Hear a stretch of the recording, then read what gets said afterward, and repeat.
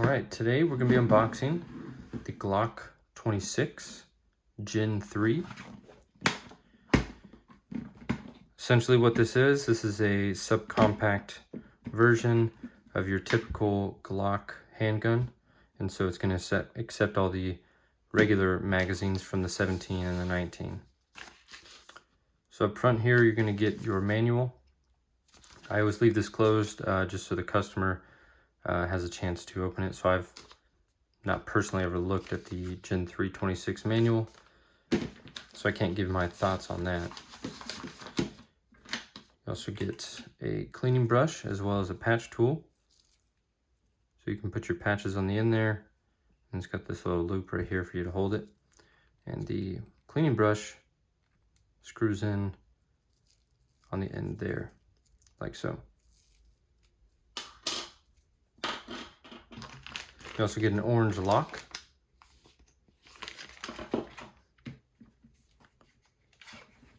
And two 10-round magazines. There's your polymer mags with steel liners, as you can see on the round indicators on the rear there. And on the bottom, you have Glock branded floor plates and black followers.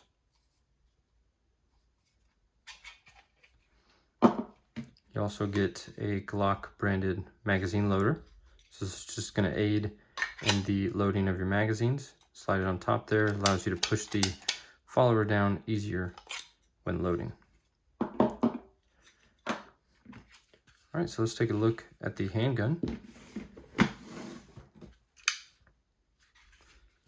So like I said, this is a polymer framed subcompact handgun. Pretty small in the hand. You can really only kind of get 2 fingers on the bottom there. So let's discuss some features. The barrel here is a 3.43 inch barrel.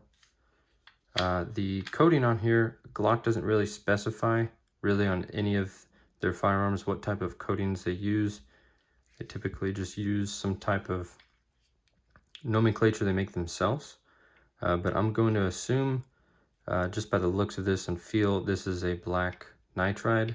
It is a matte black finish, not super slick, but the slide and the barrel both utilize the same finish, but the barrel seems to be of a more matte finish. So like I said, this is a 3.43 inch barrel with a slight crown on the front there. Not as pronounced of a crown as that you see today, like on the Gen 5s, but there is one present.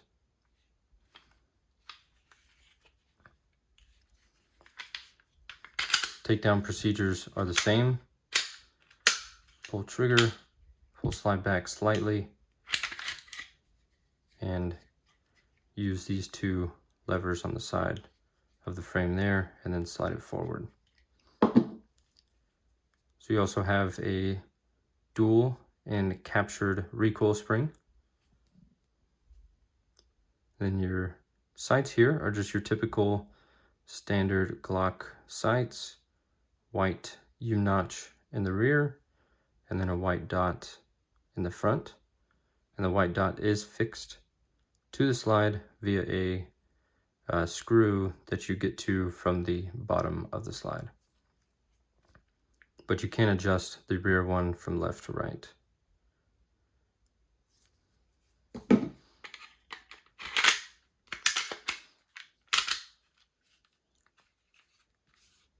So the frame, like I said, it's a polymer frame, as Glock is known for. So you've got some directional checkering in the rear here. And then I wouldn't really, this is pretty slick. Honestly, the polymer itself has a better, I guess more grippy texture than this texture they put on the side here. And then on the front, you have your standard Gen 3 finger grooves that were removed eventually in the Gen 5.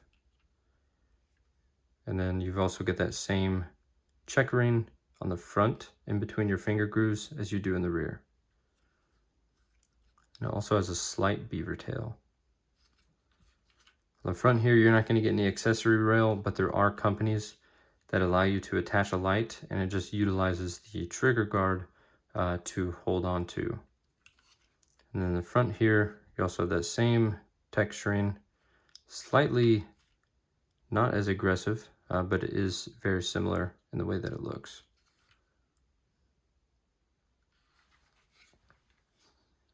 So let's talk controls. The controls are just going to be a single mag release or slide release, slide stop. It's not present on the other side there.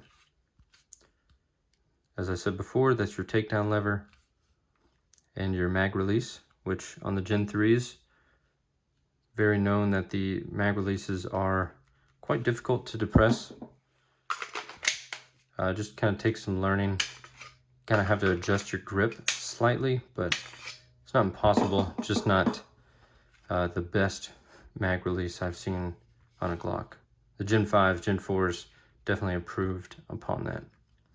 But that is not reversible, so you're stuck on this side only.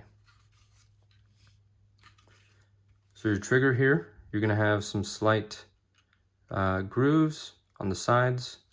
That is present on both sides. And then your safety system, it's a 3-part safety system. So the first part is located on the trigger. You just got this safety lever right here. So if you press on the side, that safety lever is going to get caught on the frame and it won't allow you to depress the trigger. You just have to press in the middle and you will get past the frame. The second part of the safety system is a drop safety. So there's a safety on the sear that if you were to drop it on the back or in the front, the sear will not engage unless the trigger is depressed. Then you also have your firing pin safety.